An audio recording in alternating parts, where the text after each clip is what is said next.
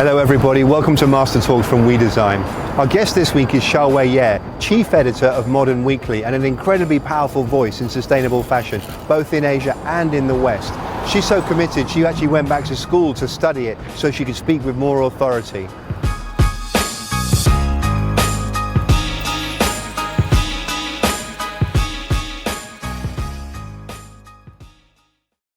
Hi, welcome to this edition of WeDesign's Master Talk classes. My guest this week is one of the leading voices in fashion sustainability from China and the West, which is pretty unusual, Shaway Yeh. Welcome, Shaway. Thank you. Thank you so much for having me. Of course. So I've been looking forward to talking to you because the first thing I want to find out about is what you do. Like I see you everywhere. Like wherever I go to a sustainability conference or any kind of movement, they always are in awe that Shaway's coming, Shaway's coming. I've seen you speak so many times. But I'd like to hear just a little bit about your background, how you end up doing what you're doing and what you're doing now. Oh, great. So, of course, my background mainly, up until 2 years ago, I was the chief editor of Modern Weekly. This is one of the major lifestyle publications in China. At that time, I was there for 12 years. Wow. Yeah. So, and Modern Weekly is always like the easier ways to say to explain to foreigners is like it's like Sunday New York Times. So you have news, you have business, you have fashions, you have art, you have culture, right? So it's never purely fashion. But we all know lifestyle magazines is supported by fashion and luxury business. So it must have been one of the earlier lifestyle magazines in China, right? Yeah. It has. I mean, it's still going strong and around. I mean, it's like 20 years, or 25 years, 20 years. Yeah. Mm-hmm. So, and then during my tenure as a chief editor, of course, like we talk about fashion, we also talk about arts, we talk about a lot of other things, we talk about business. But actually I wasn't, and I'm aware of like fashion as a part of a social system, but I was never really aware of its impact until 4 years, I think it was 4 years ago, I first went to Copenhagen Fashion Summit because Julie Gerhardt told me to go. Right. And then it was kind of really my-opening because I think like many people who first went there, it's like, first of all, you're shocked is that you have no idea the industry you're working on had so much kind of terrible impacts on the environment, on people, on everything. I'm like, oh shit. Like, the Copenhagen Summit is a great way to get a real in-depth look at what's going on in fashion, isn't it? I mean, it's actually as part of this program. You know, we show these videos around China and then we bring executives to New York and then they follow it by going to the exactly. Copenhagen So Summit. like one way you're so shocked because your minds are open like this, and on the other way because the gathering of the executives, they're talking about what they're doing and they give you an idea like maybe this is something I should be dedicated to. So it's not just like the third reality about how fashion ruins the society, but it's also how other companies trying to do and then using a very innovative way. And I think that's critical as well because there's a lot of shaming in sustainable fashion. And listen, we've got to be honest about what we're doing, but at the same time we've got to look for solutions. And I think Copenhagen is very much about solutions. I'm particularly keen as well to try and get people that will be watching this to think about going to it because China's not represented enough. Exactly. In Copenhagen. It's in May this year, so we're trusting that the current problems with the virus will be done by then, and people will actually be able to travel freely. So, you know, those of you that are watching this, set your calendars for May and we'll see you in Copenhagen. Yeah. Anyway, so you're in Copenhagen 4 years ago and your eyes were open to what fashion is doing to the world. Yeah. And also because what other people, what the fashion industry, what people in the fashion industry can try to do to kind of not really save it, at least like finding, as you said, finding solution and in a creative way. So after that, so I think like, what can I do, right? So then of course the first thing, the most obvious thing, I start a column in the magazines. So we are the first ones start talking about sustainability in China. And then, which is a very interesting process because I just like, because even before the editors have no idea. But because so you guys need to do a weekly column, so they start doing research and they start digging out, and then some of them even practicing. That was like very. I remember vividly because one of the editors, like the one who's in charge of this, because that's also when E-Closet just come out. Yeah. White closet. Yeah, white closet, like Yearsan. So like which she is the told China recycled. It's kind of reselling. China real. Yeah, exactly. Reselling. And then so she told me she haven't bought any clothes for 1 year. I said, why are you a fashion editor? You didn't buy any clothes for 1 year. And then she said, well, because I've been renting from this platform. Oh my God! And you know, when China embraces renting, that's going to change the whole nature of fashion. It's huge. And if you think about the capacity of the delivery companies, we were just talking to JD.com. Yeah. You know, just as not even the biggest, but they can deliver anything immediately and take it back. So imagine what you could do with renting. My goodness. Yeah, exactly. So that's one thing, and the other thing I just realized, I mean, of course I'm reading, talking to people, go to the summit, but I realized actually sustainability is such a wide subject, it's such a complex system. You have ecology, you have science. Let me ask you a question. What do you think about the word sustainability? Well, is it useful? Is it a good one? Well, I think most people doesn't think it's a good one because it doesn't really convey the complexity of it. But somehow we need common languages, right? Yeah. So of course, like people who are more advanced into it now, I know a little bit more. I probably wouldn't easily use sustainability, but I still do because it's easy to tell people what we do. Yeah. But facing the situation right now in the whole world, because it's kind of like. What about in Chinese? So you're native Chinese. That's good. Is there what's the word? I mean, is there a good word that What the direct translation is called 永续 or 持续, but it means 永续 is like a forever continuing. So it's really sustainability. That's good. Yeah. Let's have a bit more of that. So yeah. So but then I really think like so sustainability and that is kind of similar. But I think of course more and more people are talking about like resilience, adaptivities, or what depends on which angle you are. And also sustainability isn't just about the clothing, it's about the company. You've got to sustain the company and everyone's jobs. Yeah, exactly. You know, I like to think of the word responsibility. Yeah. Because I think, you know, if a company is responsible and we act responsibly, we keep our employees employed, and we produce goods that are produced responsibly, etc. Yeah. Well, I think responsibility is also a very good word, and then or even like before responsibility, maybe just be conscious, right? A lot of people like that's why usually I will talk to designers or whatever. Like first of all, being conscious, be aware about what you're doing, its impact. Then be responsible because So your journey then, so 4 years ago you went to Copenhagen, you came back, you started writing a column or commissioned a column on sustainable fashion for your magazine, which was the first of those of that kind of commentary in China. Yeah, and also it was the most widely read lifestyle magazine. I hope I influenced some people's, and then but in the meantime for my own career, like whatever. So I think as we say, like it's such a much more complex system. So it's not like by reading something and going to some forums, you will kind of really understand it.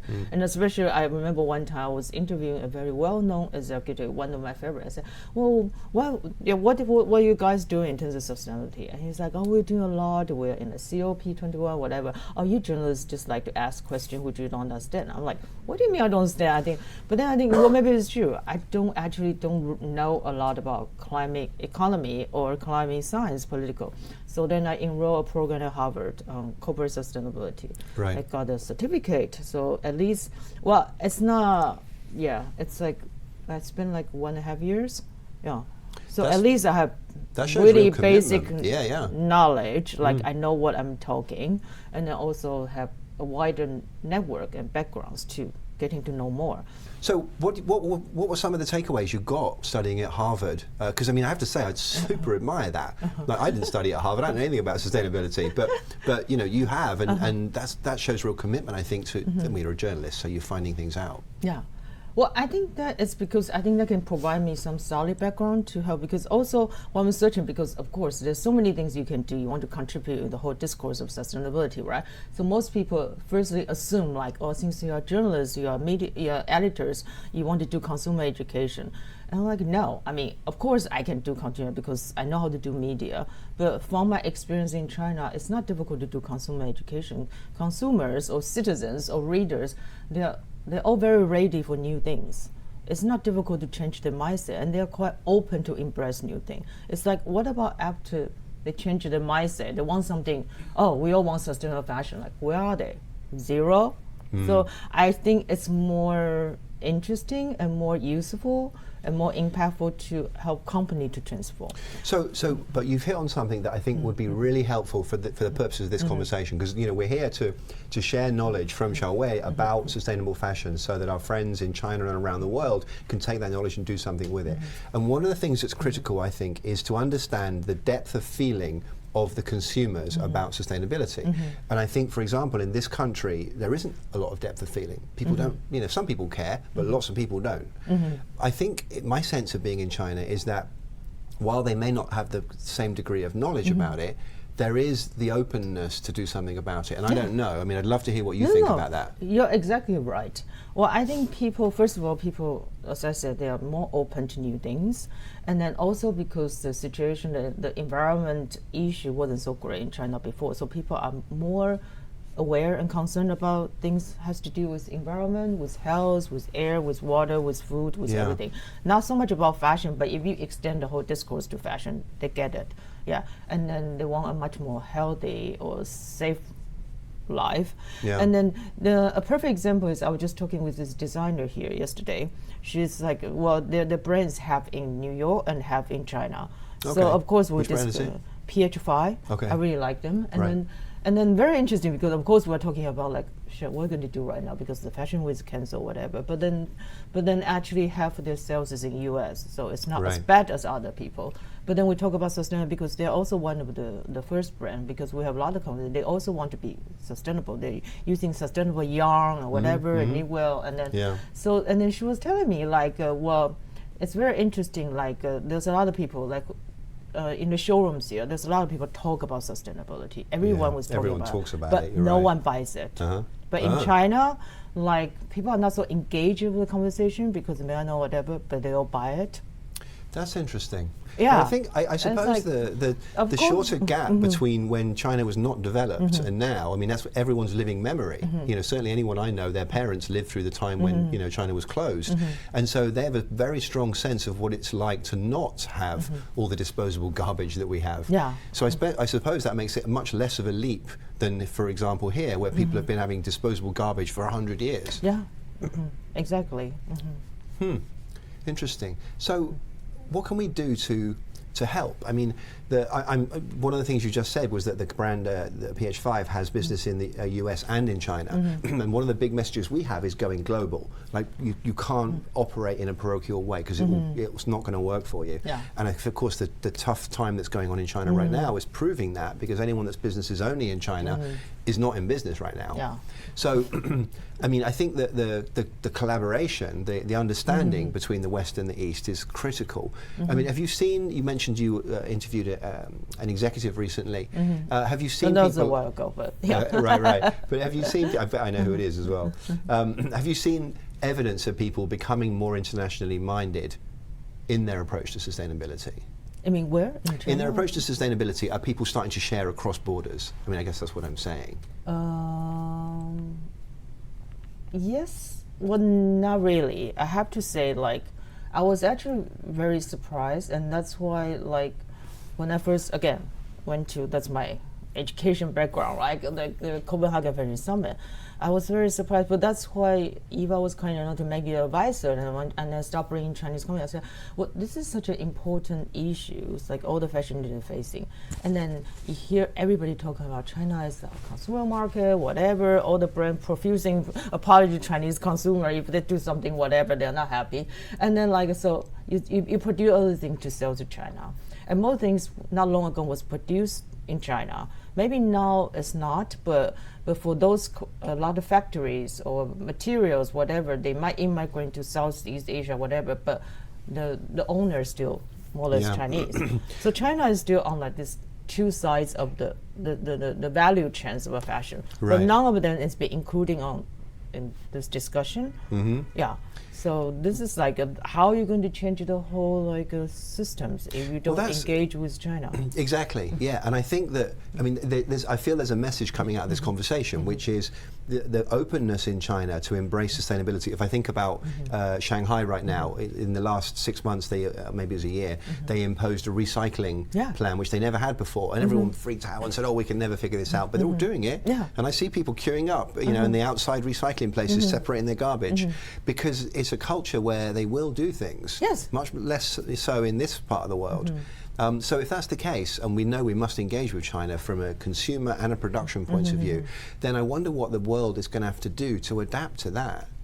You know, because I mean, my theory, which I often repeat, is that there'll be a solution to sustainable fashion. It's going to come up. Someone's going to come up with it in China, and then they're going to tell the rest of the world, if you want to sell here, you better do this.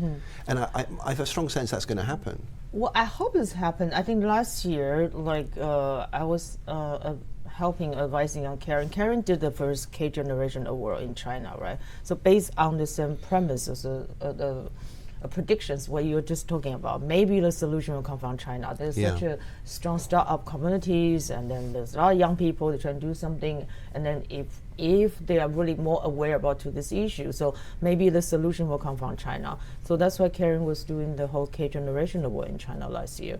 So went to 3 cities and then working with startup communities. So eventually find out 3 startup to a world. Yeah, but I think I don't know how that, because you have to see if we're going to continue on that. Is that really true or what? But at least that's a solution. But my feeling is, I mean, so China is always so good, like the innovation. I don't know. You've also been there a lot. Like they're probably not so good about inventing some new material, something like out of the blue, because people are much more. I think they're very good in social innovations. I think China's very good at solving problems. Yes, like logistics, service. Yeah, and I think this being presented as a problem. And that's I'm trying to hope to be more optimistic after this disaster, the outbreak in China. I mean, it's horrible, but because it's horrible, so people have to come up with a lot of solution. Again, it's on service, business models, logistic. I mean, if you look at the way that China handles logistics, it's absolutely incredible. And I don't think people realize that from outside of the country. You look at the high-speed train network or the delivery companies, you know, like like you basically can do everything on your phone. Every single thing on your phone. You don't need money, you don't need credit cards, you don't need anything. So I'm inspired by that. It's not all good, but you know, in general, China can solve the problem. And so that's why, that's why I'm curious about the level of desire from young people in China to solve this problem. You know, and my sense is that they don't have enough information yet, but I don't think they do in this country either. But they, I genuinely believe that the change will come more quickly there. I do think so. I do hope so. Even like, so I kind of officially start doing this consultancy or advocacy, whatever. Tell me about what you do. Let's just cut away for a moment and know a little bit more about Shaway and what you do. No, so, but I'm saying like basically I just being consulting, I'm helping mainly like companies, because also I sense like a lot of Chinese companies want to transform, because before they were just manufacturer, they're a successful business person, and then now after 20 years accumulation, they realize they want to be a brand. But what kind of brand are we going to be? What kind of value do we have? What kind of future do I want to project? So I think this is a good opportunity to not like helping them or guiding them, and some of them will go on to say, oh, being a sustainable brand is what we want to be. So I start working with some of them, and which is quite rewarding. Because let's, if you can, tell me some names of companies that our viewers should be looking out for. Okay, definitely. Well, the one I've been working most closely for 2 years already is Erdos. Yeah, right. And I'm quite proud of them, because like we just started doing like a education, and then so it started with our education, right, telling you what is sustainability, and then start mapping up like strategies, and I have a 3 years programs and whatever. So I don't think any Western company could turn out so quickly. First of all, like from the first time, of course, first time when you have this kind of meeting, it's only marketing people, but they say no, that's not right. Then soon enough, like within 1 month, you have the whole management, the whole company. And it's a huge company. Everybody's there. And then by the 3rd meeting, each department come up with the plan. This is what we want to do. And then, I mean, the power of mobilizations, and then when the company is in a good structures, is quite powerful. And then one goes, so not only from like understanding, making up the plan, and start like and then having policies, whatever. I mean, go. Then even this year, they already have a new product line come out. That's great, and that's how quick. Then they start doing Regenerative Cashmere. And then so they have the whole product line come out, and so we make like a called Shan collection. Sun means kindness and goodness, right? And it's SHAN. So we quite like the word. And also in the Chinese character, there's a goat in there. So it's kind of So and I think you've hit on something there that I want people to really think about, which is that you can't become sustainable from one department. It's got to be the whole company. Exactly. But actually the good news about that, and I've seen this time and again, is if the leadership of the company tells the whole company we want to be more sustainable, the chances are some people are already doing it. And then you find out, and you're like, oh my God, the accounts department's already doing this, and transport is already doing this. So suddenly you find out that your company is more sustainable than you realized. Yeah, and then that's why the role of a consultant is to help them to understand that and to make that into a whole strategy. Yeah. Yeah, because recently I started working with another company, and we just have a first meeting before Chinese New Year. And it's the same thing. I say, I want everybody sitting here. Then I'll make a presentation. And then this is always the moment I love. That after you make your presentation, everyone's, oh my God, I didn't know this is what's happening in our industry. We have to do something. Yeah. And I'm like, yeah, great. That's okay. You know, it's like a lot better that than we don't care. And there are some companies that don't care. Yeah, exactly. There's some company like we and don't you know care. who you are. Yeah. but it's, you know, we've got to find ways to celebrate the best of what's going on. So, I mean, let me ask you this. That was one brand that you think is doing good things. Are there any other brands that you've seen along the way that you think, you know, because no one's perfect, but people are taking steps? I mean, in China? Yes. Well, I mean, it's the very beginning, right? People, really honest, is not really so aware. So, like, I think Erdos, the power of Erdos is also because it's one of the most well-known brands in China. Right. So whatever they do, and then people take notice. Yeah, so not only communicate, because they get, so they're working with Vogue on the January China Vogue cover. 4 celebrity all wear the sustainable collections. Yeah, I know Angelica's been very passionate. She was our first student actually. Hi Angelica. When we did our first executive program, and she's very committed. Yeah, we to have this. a lot of conversation over during Fashion Week, and in this year she came to Copenhagen too. Yeah. But and I think that she's the kind of thought leader that we need, you know, to make this happen, and also you. So I want to go back to what you do though. So you so there's one company, and then of course there's another company I didn't directly work with, but then they've been kind of doing, but again, like sustainable might not be the right way. And then my discussion with them is quite interesting. Like the other brand is called Icicle. Icicle, yeah. Yeah, I think people are aware because they just opened a store in Paris, and then they're more like a traditional Eastern way of thinking about sustainability, if we may use this word. So they want things to be very natural, organic, comfortable, connecting earth and heavens and whatever, that kind of thing. So they always think like, well, that's again like discussion, like, do we want to adopt the word sustainability because it's a Western world, and then they want to come up with their own Eastern world.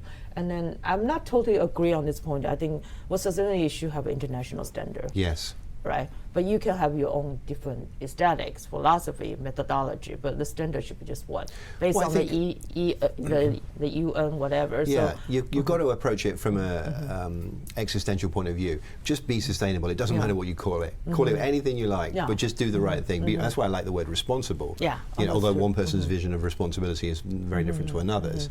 But I mean, I think, see, Icicle's a good example because, you know, all the noise right now in sustainability is coming from the West. That doesn't mean necessarily all the best work, but all the noise. And I want to try and draw attention to what's happening in China as well, because I think we have a lot to learn from that as well. I mean, Icicle's a great example. I think there's a lot to learn from each other, yeah. So Icicle is doing Erdos, and then of course there's like an independent designer like Zhang Na. She has this brand called Reclosing Band. She's like a very diligent, has been doing this for the past 10 years. Like in a very thorough way, but because she's an independent designer, so the impact might not be that big. But in terms of methodologies and seriousness, and keep promoting it, like she's been doing really good work. I think that I'm torn because I find that there are so many people doing small things, and it may be their entire company, but in the end, it's a small thing, and I think that's wonderful. But it's not going to change. It's not. That's not the change we need. And then you've got the big companies that are doing a little bit here and there, and some H&M are doing. They're trying quite hard. Other big companies aren't trying very hard. But I don't feel like either end of that is the solution. I feel like someone's going to come up with something completely new, and that's what I want. I want like the Uber of sustainability, because you look at the taxi industry. They didn't create Uber to try and fix the taxi industry. They created it because it's a new way of working, and they didn't care about the taxi industry. I want the fashion version of that. Okay. And I feel like that's where. Sorry, I feel that's what's going to come in China. Maybe that can, But I think that the longer you're in the fashion industry, the more established you are, the harder it is to do that. Well, yes and no, because like we had one survey discussion at one of my forums. I also, so in the advocacy cloud, I have my forums. It's called Shine Future Forums. So I did it two times already in collaboration with Shanghai Fashion Week. Because again, Shanghai Fashion Week also feel they have the responsibility since they are the leader of the fashion industries. Yeah. I mean, even though it's Shanghai, but it's like the most important in China or probably even Asia. So they want to promoting this. So I've been working with Shanghai Fashion Week for actually 3 years already. So we have this forum. So I think it's in the first forums we have these discussions with so it's Erdos and Shunfeng. Shunfeng is like the equivalent of FedEx here. Okay. So the largest, like a large, So we're talking about, and of course, you might not call it sustainable, you call it like, how do you say, like the logistic, the green logistic, right? Right, so right. basically, everybody in the industry said the most sustainable thing is you produce just the right amount of clothes and selling at the right place, at the right time to the right customer who will love it forever. Yeah. So how do you do that? So you can use big data, you can do logistics, you can use your customer awareness. But I feel like it's the post-consumer life that's critical as well. Because one of the things that I think is very important is for brands to understand that once they sold the garment, they're still responsible. Yeah. It's not like saying I'm sold. It's like I think it's EU or whatever. Like people are trying to push that the producer's responsibility. Yeah, but then you've got JD, which they take stuff back, so they don't just deliver; they pick up and take it back to their warehouse, so they can recycle and repurpose and redivert. So I feel like, to me, that's what's exciting. You know, the post-consumer life. How do we prolong the life of that garment? But I think a lot of people, and then I think the whole kind of sustainable fashion world is all kind of Vol.2 circular economy, and I think that's one of the good answer, but I don't think that's the only answers. You know, there's that saying in English because I still think, and then which might be I don't know, much deeper. It's like how do you change people's mindset? Like when they feel like they actually don't need to buy so many clothes, because now it's so available, it's so easy, and it's so careless, right? So you can change it from people's mindset, but you have to also change it from maybe regulation or supply chain or whatever. Yeah. Because isn't like Copenhagen Fashion Summit is working with Copenhagen Fashion Week to come out this new thing called C-Suite. Like they're making the rule for the future Copenhagen Fashion Week. Like the designer cannot design more than how many units and this and that. Right. So I think that's a very interesting and good way to do it. Yeah, but I think you hit on something vital there as well, which is you've got to make people want to do it. Because if they don't want to do it, they're not going to do it. But if they do want to do it, then the companies have to respond, because they're just not going to buy it. I mean, you know, the day we stop buying from bad fast fashion makers, they're out of business. They're gone. Exactly. Because they can't make you buy it. They just make what you want. So to me, the biggest conversation for us should be with advertising. Oh, that's true. Because we can persuade. I gave a speech the other day, and I said, But we persuaded women to smoke during pregnancy. Philip Morris did, and they're still in business. So if we can do that, we can do anything. But I also think that out of adversity comes creativity, and you know, this terrible situation that's going on in China and around the world now, maybe that's going to drive, you know, the economic difficulties that are going to result from that. Maybe that adversity will drive the kind of innovation and creativity that will see a solution for this. Yeah. I'm thinking about that too, because of course I'm trying to talk with some designers or even Shanghai Fashion Week. Is anything we can do? What do they plan to do? Because yeah. But then the thing is, I mean, everyone's discussing different possibility. But even some designers, they start thinking, well, in a way, this kind of false poster is a good way for them to reflect. Like, why do we need to do like 2 collections a year? Why can't we just do 1 collection, a very nice one a year? Like, if we can still also survive and making business out of that, like, why do we have to do 2? And why do we even do 4 and 6? Yeah. Right? So. I mean, I think the industry has eaten itself at one point. I remember hearing a speech by DVF, and she was castigating the owners of the leadership of the big department stores, because she said, you used to send buyers that understood my collection. Now you send junior people with a calculator and a calendar. That's all. They don't even look at the clothes, and that's not okay. And I think we're now suffering that. You know, and of course the stores are suffering terribly, frankly, as they should, because that's what they became. But we've got to break out of that mindset. All right, so this is amazing. So we're going to wind up in a moment, but I just want to leave our viewers with something to think about, because you go around the world, you see what people are doing, you talk a lot about it, you went to Harvard to study it, so you have a voice that very few people have. So what's top of mind when it comes to fashion sustainability? What should we do? Okay, I have to think about it. I promised I wouldn't put you on the spot, and now I'll put you on the spot. I know, because there's so many, right? Yeah. But honestly, fundamentally, I think, and which is kind of very hard, and is like, as we need to change this business model. Doesn't matter how many innovative material use or good material use or like recycling everything and whatever, but if you don't change this business model, it's still kind of futile. So that's why, like, every time someone told me, of course it's hard, like, I'm going to start a new sustainability line. And I'm thinking, well, you want to be sustainable, don't start a new line. Right? Yeah, right. Organic landfill is still landfill, right? But then again, like, okay, well, young people, they want to express themselves, they want to start a business, they want to be creative and director. How can you stop them, right? Yeah. And big company, then they talk a lot, they invest a lot in, like, let's do circular economy. That's like, if we only use recycled material, and that means we're not doing harm to the environment. I mean, I don't really think so. But I don't know who will be brave enough to disrupt their own business model. I mean, Y Closet and The Real, you know, they're disrupting everything because they are reselling at the highest level. So I don't know. Maybe it's in that direction. Yeah. So for me right now, like I think that's kind of core. Yeah, a new business model. Great. Well, that's fantastic. On that note, Shaway, thank you very much. Thank you. Everyone, please check out the work that Shaway is doing. If ever you get a chance to hear her speak, make sure you do it. Oh yeah, well, I forgot. My company is called yehyehyeh, just my name. It sounds very optimistic. Thank you. Thanks for watching. Now join us online and on social media with our experts so we can answer your questions directly and keep this conversation going.